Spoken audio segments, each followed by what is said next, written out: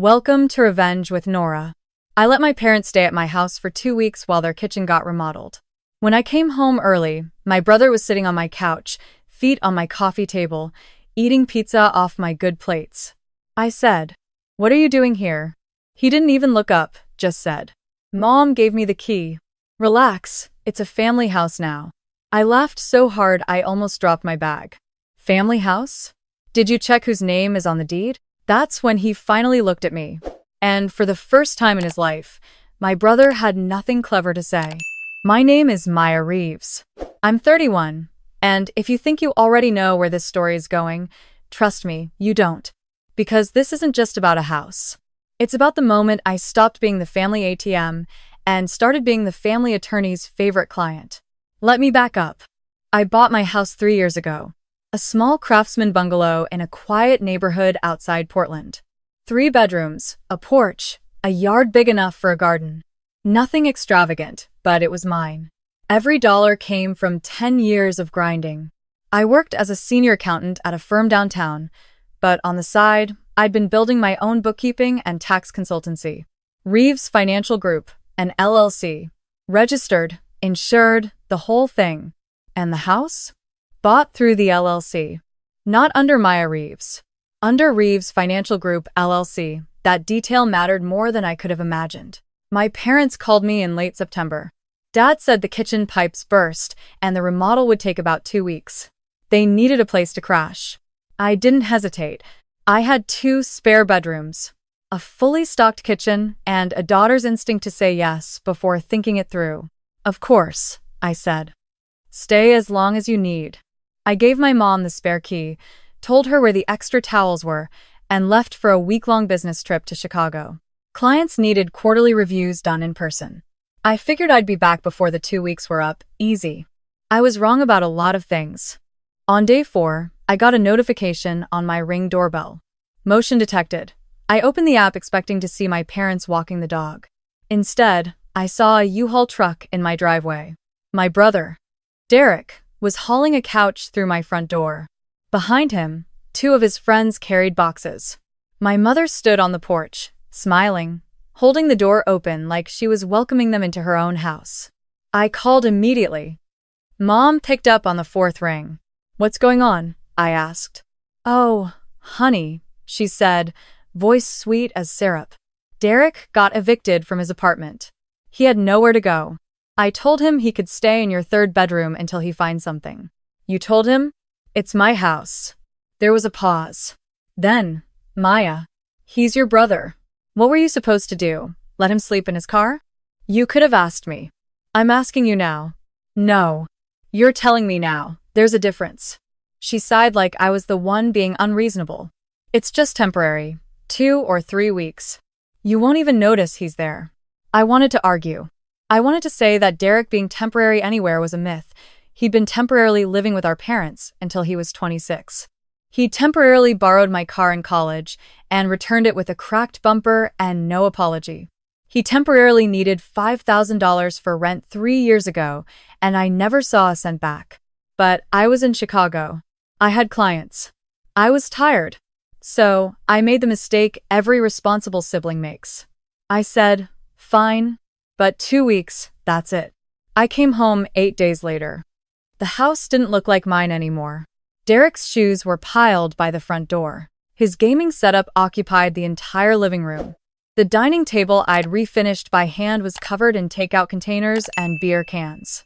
There were holes in the wall where he'd mounted a TV bracket without asking. My guest bathroom smelled like a locker room. But the part that made my stomach drop was the front door. I put my key in. It didn't turn. I tried again. Nothing. I rang the doorbell of my own house. Derek opened it wearing my bathrobe. "Oh hey," he said. "I changed the locks. The old ones were janky." I stared at him. "You changed the locks on my house?" He shrugged. "Mom said it was fine. Mom doesn't own this house." He tilted his head like I'd just spoken another language. "Relax, Maya. It's not that serious. I'll get you a copy of the new key." "You'll get me a copy," I repeated. "Yeah. Tomorrow, probably. I've been busy." I stood on my own porch, locked out of my own home, while my brother offered me a copy of a key to a door he had no right to touch. Something inside me shifted. Not anger exactly, more like clarity. The kind that comes when you finally see a pattern you've been ignoring for years. I didn't yell, didn't argue, just said, "Give me the key now, or I'm calling the police." He laughed. "You're not going to call the cops on your own brother. Try me." Something in my voice must have landed, because he fished a key off the counter and handed it to me. I walked inside, went straight to my bedroom, locked the door, and called the one person who would understand exactly what I was looking at.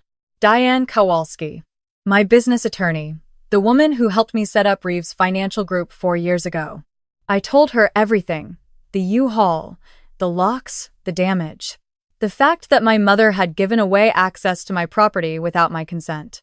Diane didn't gasp, didn't say, "Oh no," just asked one question. "Is the house under the LLC?" "Yes." "Then he's not just squatting in your home, he's trespassing on commercial property. And if there's damage, that's destruction of business assets. You want to start with a formal eviction notice or go straight to a cease and desist?" "Both," I said. She paused. "Good. I'll draft them tonight." That night, I documented everything. Photographed the holes in the wall, the stained carpet, the broken towel rack in the bathroom, the scratches on my hardwood floors from his furniture. I backed it all up to a cloud folder labeled Property Damage Derek Reeves. Then I pulled up my security camera footage from the past week. Every timestamp, every entry, every person who walked through my door without my permission. Total damage estimate based on contractor quotes I'd get later, $14,700. He'd been there 8 days. The next morning, I handed Derek the cease and desist. He was eating cereal at my kitchen table, scrolling his phone, looking like a man who had never once considered the concept of consequences. He read the first line and laughed. "You're joking, right? Read the whole thing." He skimmed it. His smile faded. "What's Reeves Financial Group?" "My company. The one that owns this house." "You can't own a house through a company." "You can." "I do. And you're currently trespassing on its property." He set the paper down. "Maya, come on. I'm your brother." There it was. The magic word. Brother. As if shared DNA was a lease agreement. As if being family meant he had a right to anything I built. "You have 7 days to vacate," I said. "If you don't, my attorney files for formal eviction and the court handles it." He stood up so fast the chair scraped the floor. "I'm calling Mom. Go ahead." 20 minutes later, my phone rang. Mom. Her voice was that specific blend of disappointed and accusatory that only mothers have perfected. "Maya, what is this letter Derek just showed me?" "A legal notice to vacate my property." "Your property? It's a house, not a corporation." "It literally is a corporation, Mom. The LLC owns it." "You're being ridiculous." "He's family. He needed help. He needed help for 2 weeks. It's been over a week and he changed my locks, damaged my walls, and turned my house into a frat dorm. He's going through a hard time. He's been going through a hard time for 27 years. Silence. Then the line I'd been waiting for all my life. "If you go through with this, don't expect this family to be there for you." I closed my eyes, took a breath, and said the thing I'd been too scared to say for a decade. "This family has never been there for me, Mom. I've been there for you. Every time. And the one time I say no, you treat me like the villain. So go ahead. Pick his side. You always do." She hung up. I sat with the silence for a long time. It didn't feel empty. It felt honest. 2 days passed. Derek didn't leave. He threw a party instead. I found out because my neighbor texted me at midnight asking if everything was okay because there were 15 cars parked on the street and music shaking the walls. I wasn't home.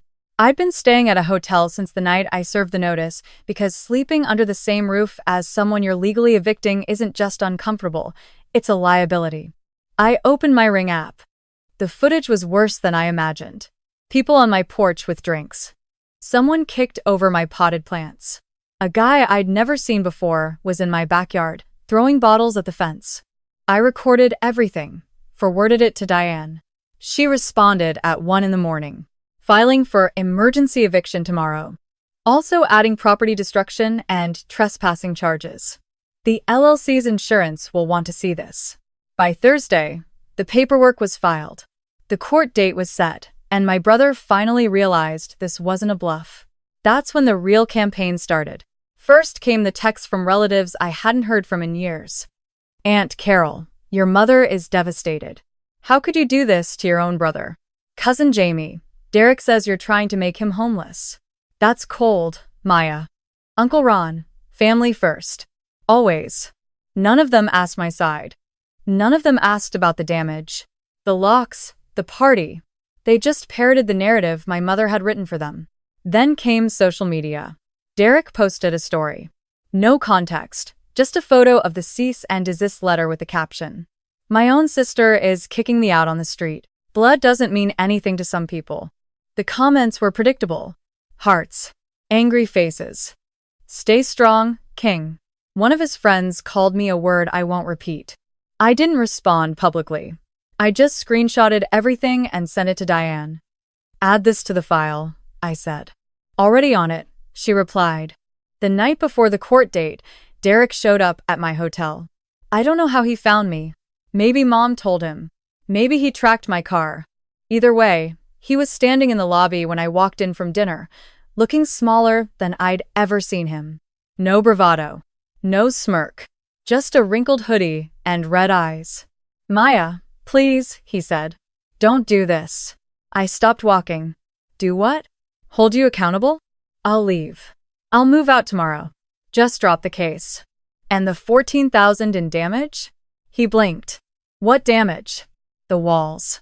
The floors. The bathroom. The fence your friend destroyed at the party. I have photos, video, and contractor estimates. His jaw tightened. That's not fair.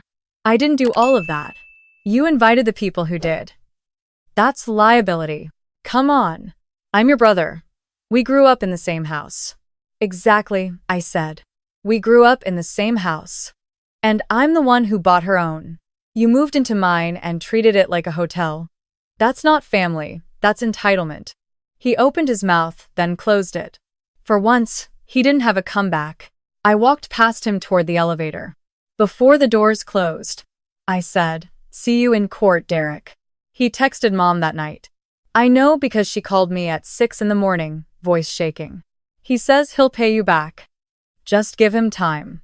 The insurance company will handle repayment now, Mom. It's out of my hands. What insurance company? The one that covers my LLC's property. They've opened a formal claim. Once they pay out for the damage, they'll pursue Derek for restitution. That's how it works. Long pause. You turned your own brother over to a corporation? No. He damaged a corporation's property, and the corporation responded. I didn't design the system, Mom. I just used it the way it was meant to be used. This isn't who I raised you to be. You raised me to be responsible. To work hard. To take care of things. I'm doing exactly that. You just don't like it because this time, the thing I'm taking care of is myself. She hung up again. I ordered room service and ate breakfast in peace for the first time in weeks. Court day was a Tuesday. Gray sky, cold courtroom. The usual sterile energy of consequences finally arriving. Derek sat on the other side with a public defender he'd found last minute. He wore a button-down shirt I'm pretty sure he borrowed. Mom sat in the gallery behind him, arms crossed, not looking at me. Diane presented everything. The timeline, the ring footage, the damage photos with contractor quotes, the text messages, the social media posts, the changed locks, the party. She laid it out like a tax return, organized, documented, and irrefutable. When the judge asked if I wanted to make a statement, I stood up. Your Honor, I didn't want to be here. I opened my home to my parents because they needed help. My brother moved in without my knowledge or permission. When I asked him to leave, he laughed.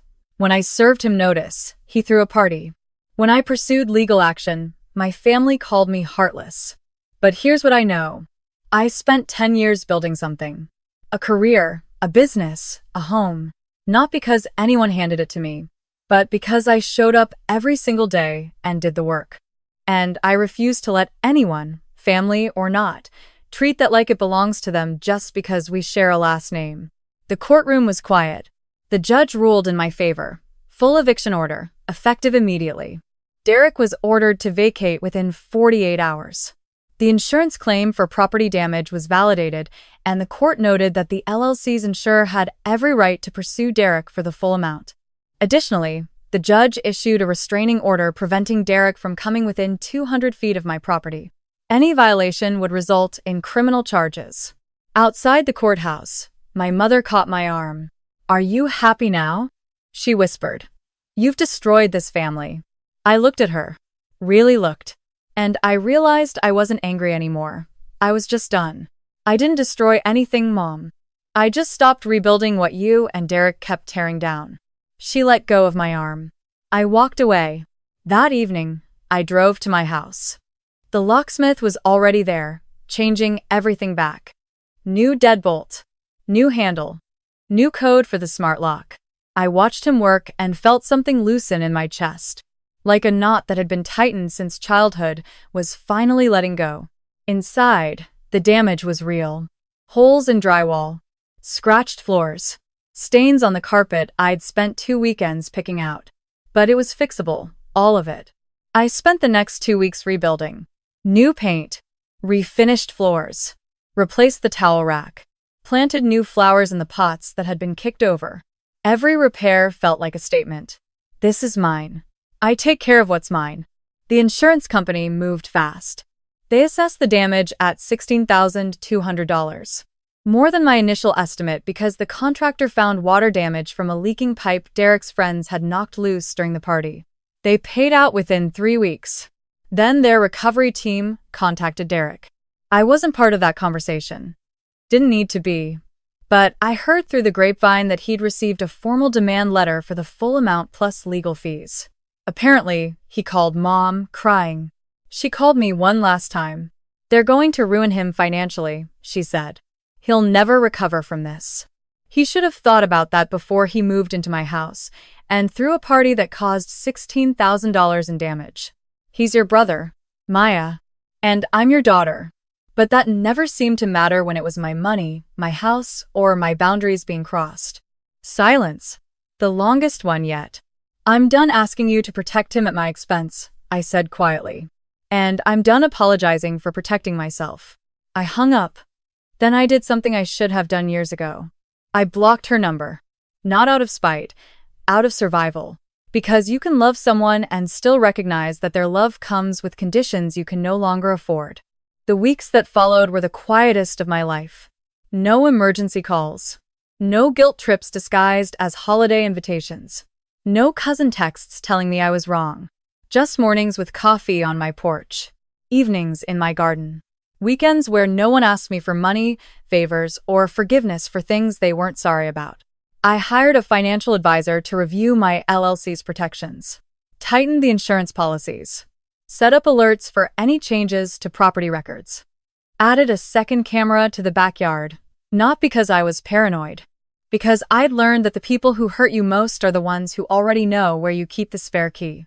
One Saturday afternoon, I was walking through a home goods store when I saw a doormat. Simple white letters on black. It said, "Not everyone is welcome here." And that's okay. I bought it, set it at my front door. Stood back and looked at it. My grandmother used to say, "A home isn't just where you live. It's what you're willing to protect." I used to think she meant from strangers. Now I understood she meant from anyone who treats your sanctuary like a resource. That evening, I sat on my porch. The air was cool, the street was quiet, and for the first time in months, my phone wasn't ringing with someone else's emergency. I looked at my house. The fresh paint. The new lock. The flowers I'd planted myself. It wasn't just a house. It was proof. Proof that I could build something, lose parts of it, and rebuild without the people who helped break it. I took a deep breath and let it out slowly.